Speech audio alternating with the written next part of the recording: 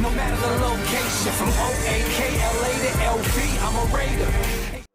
Raider Nation, what's going on? You're watching the Raiders Report. Coming up here on today's show, I got some news, I got some rumors to talk about, but you know what? I figured I'd chop it up here a little bit with y'all, thanks to our sponsor, Savvy Lifestyle. 50% off a professional knife set. All you got to do is go to chatsports.com/knife. All right, let's get into the first story here. It's around Davante Adams. Bleacher Report released an article titled NFL Trade Ideas That Would Shake Up the League in 2021. I saw this and I started rubbing my hands together in a very aggressive way because I was like, all right, let's see what these trades are. They had Davante Adams going to the Las Vegas Raiders. This is when I started to drool a little bit. I'm like, okay, I can see Adams in a number 17 jersey. I can see him with some silver and black. I'm getting really excited. We know that he's entering the final year of his contract. He's set to make $13.78 million, right? He's one of the best, if not the best wide receiver in the league. We also know this. Adams and Derek Carr are buddy-buddy, so I got really excited to see this whole Bleacher Report article. But you know what?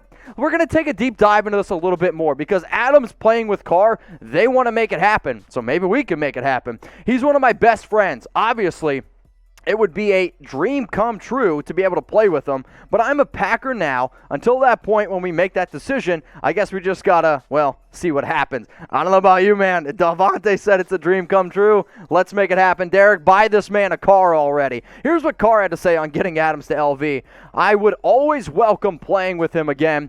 I think it would unlock some things in both of us that people haven't seen yet. I'm always open to that, and I will be recruiting him very hard. So when the time comes, I will be a full court press. Now, I love seeing that from both DC, and I love being able to see that from Adams, but I'm not quite sure how y'all are going to be able to react to this trade idea that Bleacher Report threw out here. So the Raiders, they get Adams, wide receiver. The trade that Bleacher Report put together, the Packers get Henry Ruggs, who obviously we drafted number 12 overall in the 2020 NFL Draft, and then a 2022 first-round pick. Now, this might not be a popular trade for some people, but you know what? I want every single person that comes across this video to go ahead and answer it because I think it's a lot of fun. So what I want you guys to do is who wins this trade here? If you're going to sit there and say the Las Vegas Raiders win this trade, they get Davante Adams, I want you to go down in the comments section right now and type LV. If you believe the Green Bay Packers win this trade because they're getting Henry Ruggs and they're getting a 2022 first round pick, what I want you to do is go down in the comments section right now and type GB.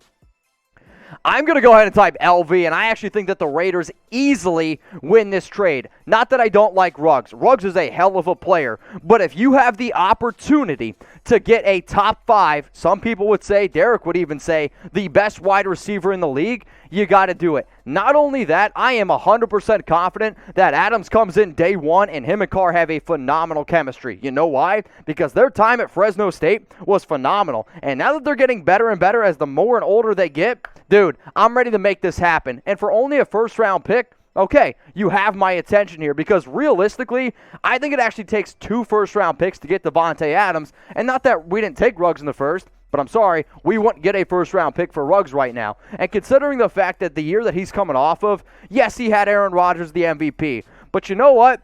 One of the biggest reasons why Rodgers has been as productive as he has been, especially in the red zone, especially the touchdown-interception ratios, is because he has Adams. And I am telling y'all right now, he would be a phenomenal fit with Derek Carr. The other issue about this is not only are you going to give up Ruggs, and not only are you going to give up that 2022 first-round pick, you know, you're going to have to pay the man a little bit. In terms of the highest paid wide receivers per year, this is what you're looking at per year, right? DeAndre Hopkins, his contract goes 2 years. Julio Jones, his contract was a 3-year extension. Since this would be a little bit of a different style of deal overall, I kind of looked at what Amari Cooper got. I kind of looked at what Keenan Allen got. So this was my projected contract for Davante Adams. I'm thinking 5 years, $115 million. That's an average of $23 million a year, and that's a guaranteed $69 million. It's a really nice amount of money, but I also did it predicated on some of these other receivers getting basically 60% of their overall total contract and guaranteed dollars. If you want to let me know down in the comments section how much y'all think Davante Adams is going to get, please. That's what the Raiders Report here is all about. So obviously we're pretty popular on YouTube, getting close to 80,000 subscribers. We also have a Facebook page, but I'm genuinely curious of where do y'all think is the best place to get content, Raiders content? If you think it's on YouTube, I want you to type YT. If you think it's on Facebook, type FB. Twitter, type T. If you're a podcast guy, go ahead and type P. But if you're looking for more Raiders videos on Facebook, you can see that link below, facebook.com/JustWinBabyRaiders, posting stuff there all the time. And then obviously on YouTube as well, youtube.com/Raiders Report. Let's go to the next story here on the Raiders Report about Derek Carr. And this one's from ESPN because they went ahead and they ranked the best 10 quarterbacks entering the 2021 season. But when I first saw this, I was like, all right, this is probably just one NFL analyst giving his opinion. I actually like survey of executives, players, coaches, and scouts because it gives you a much broader scale, broader circle of how they went about basically finding out the top 10 quarterbacks. It wasn't just one person's opinion. So that being said, I do think this actually has some validity to it. So Carr, he was an honorable mention. He did not make the top 10 list. I'll give you that top 10 list here in a second, but first, I want to show you this quote. And this is ESPN on the whole surveying process. Here's how our process worked. Voters gave us their best 10 to 15 players at a position. Then we compiled these rankings and ranked candidates based on number of top 10 votes, composite average, and interviews. Research and film study helped them from ESPN NFL analyst Matt Bowen. Here's what one NFL personnel evaluator had to say on Derek Carr and basically why he didn't quite crack the top 10, but why he was an honorable mention. He finally cut it loose as a passer last year. He was much more willing to challenge the defense. He was a high percentage guy who didn't attack tight windows, but he did that this year. So, I saw that quote, and I'm like, all right, yeah, he did finally do it. But not nearly the amount of people talk about how the amount of different coaches he's had, the amount of different offensive coordinators. Maybe the reason why he was able to cut it loose is because he's finally getting more comfortable in an offensive scheme. Crazy thing to think about, right? But here's what ESPN's top quarterbacks were. At number 1, no surprise really for me, Patrick Mahomes, Rodgers, Brady, Wilson, Allen. I don't have too much of an issue with the top 5. The 6 through 10, though, that's where I'm kind of a little bit indifferent. I don't understand how Matthew Stafford decided to finagle his way into 6. I don't know if he knew somebody. I don't know if he's paying somebody off. Dak Prescott at 7, no issues here. Lamar Jackson. I know a lot of y'all don't like that Justin Herbert and Kyler Murray are over Derek Carr, but they also did this based on what they project going into this upcoming season. And if I'm being 100% honest with you, I can understand them doing it. I personally wouldn't do it, but I can understand them doing it. So here's some of the other honorable mentions, and I kind of laugh because if you're going to do a list of quarterbacks, realistically, there's only 32 starting quarterbacks in the league, right? So how can you have 18 almost making this list where you have 8 guys as honorable mentions? The one that y'all care about is DC. Ryan Tannehill was pretty surprising to me. But then you got Joe Burrow entering his second year, Kirk Cousins, Baker Mayfield, Carson Wentz. No disrespect to all of these quarterbacks on screen. I actually don't think that you can put them in the same sentence as somebody like Derek Carr. Maybe Joe Burrow will be great, but as of right now, you can't do that. I know that Carr's better than Cousins. I know he's better than Baker Mayfield. And Carson Wentz was good for half a season. So, come on, man. So get your votes in here. Where would you rank Derek Carr among all the quarterbacks in the National Football League? Is he in your top 10? If he's number 6 on your list, guess what you got to do? Go ahead and put 6 down in the comments. If he's number 11, go ahead and put it down, and I'll be looking on YouTube. I'm going to give you my rankings here in just a second, but I do want to show you all a little bit of love here from our new sponsor, Savvy Lifestyle. Head on over to chatsports.com/knife, where you guys can save 50% off on a 17 professional knife set. Not only are they stainless steel, they're blacked out for Raider Nation. So think about it.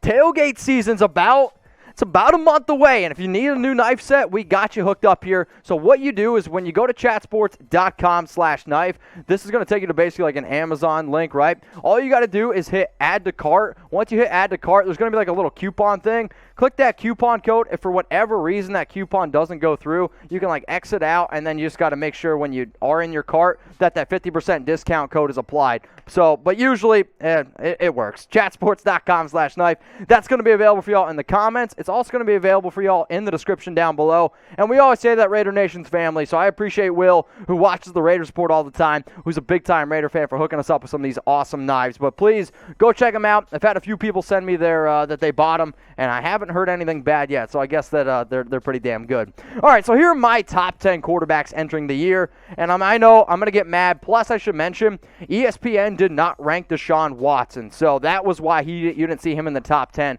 I am going to rank Watson because I believe he's a top 5 quarterback. 6 through 10, I know I'm going to get some hate for not having DC in my top 10. But I believe that Ryan Tannehill, everything that he's done for that Titans team, he deserves to be up there. Obviously, Brady's done a great job. I have Kyler Murray at 10 because I do anticipate him taking that next step. He's also a very good mobile quarterback, but just because Carr's not in my top 10, I have him ranked as the 12th best quarterback in the league, but from like 9, 10, 11, 12, 13, 14, there are so many guys in one grouping that are so damn close that just because you have somebody else over them doesn't mean that I don't like DC. I like DC a lot. He's a very good quarterback.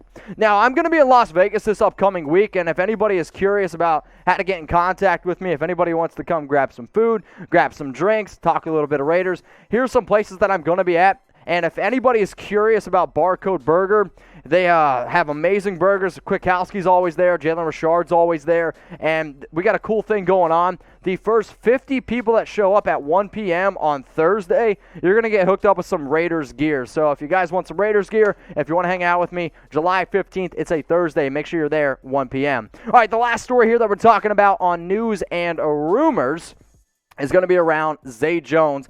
And are the Las Vegas Raiders going to decide to move on from the wide receiver? Fansided made an article about some players that they can move on from, and I saw that they listed Jones here. So the writer believes that he's going to battle for the 6th wide receiver spot during training camp, and essentially he's not going to be able to get the job done because they're going to go with a younger player, whether that's Marcel Aitman, Keelan Doss, Dylan Stoner. Last season, Jones played in 289 snaps. Now, before I give you all my personal opinion and how many Chucky heads on them keeping Zay Jones or cutting him, I am going to ask you. I want you to give me a Y for yes, or I want you to type N for no. Will the Raiders cut Zay Jones? So go down in the comments, whether you're watching this live, whether you're watching this on a later date. Will the Raiders cut Zay Jones? Y for yes, N for no. So how many Chucky heads is the Raiders cutting Zay Jones? It is 0 Chucky heads. Tuck rule. Tuck that. I mean, they literally gave him a $1.1 million raise this offseason. The fans, they like Jones. Gruden, Derek Carr, Mayock, they love Jones. Why do they do it? Because he's a hardworking player. Literally, I'm going to say a week ago, Derek Carr, he was talking about a few things over camp and OTAs and whatnot. One of the things that he brought up was that Zay Jones is the hardest working wide receiver that they have. I hear that, and I'm pretty interested to see more. We know that Jones works with Carr the entire offseason. We know that John Gruden loves guys who practice well, right? It's just a simple fact. But it also goes back to Mike Mayock. Now, before Mayock joined the Raiders, he obviously was an NFL analyst, NFL draft guy, and would do a lot of rankings based on his projections, right? I mean, Zay was a top 5 receiver, according to Mike Mayock, all the way back in 2017. He definitely missed on a few of these players, there's no doubt about it. But when you see that Jones was ranked higher than Juju Smith-Schuster, Cooper Kupp, I mean, definitely better than D.D., Taiwan, and Ardarius Stewart, but the fact that Mayock believed in him even back then is pretty interesting, and the fact that he was even a top 50 prospect. So, this goes all the way back to Mayock loving what Jones did at ECU, and I don't blame him. The guy had 157 grabs his final year at Eastern Carolina, but he's always been a good route runner. He's always worked his tail off. The issue always comes down to where exactly does Jones fall in that depth chart. Fansided is going to go ahead and say that he's the 6th guy. I'm going to go ahead and say that he's the 5th wide receiver on this team. So here's what Jones has done his entire career. I saw this number up here, 74 targets, 27 grabs. That is a catch rate of 36.5%. That is really bad. But I'm not going to put that blame on Zay Jones because every single year that he's had realistically a decent quarterback, Derek Carr, he's actually done halfway decent in terms of catch percentage. The issue has been he hasn't been able to get so many targets for this Raiders team. So after seeing all the catches that this man has had basically his entire career, the question that I'm going to ask y'all is this. How many catches for Zay Jones, I guess I should say this upcoming season, because there's going to be a lot of mouths to feed. A lot of mouths to feed on this Raiders offense, and it's not a bad thing whatsoever. It makes it more difficult for a defense to go ahead and project, right? So overall, when I looked at the targets, when I looked at the catches, usually the player that's the 6th highest targeted receiver, running back, whoever, they're usually around 20 to 17 grabs. That's why I'm going to go ahead and say that Zay Jones is going to have 17 catches this upcoming season. Is it a big-time number? No, absolutely not. But if he's probably going to be around 24, 25 targets, gets 1 catch a game, that's what I anticipate for Zay Jones this upcoming season.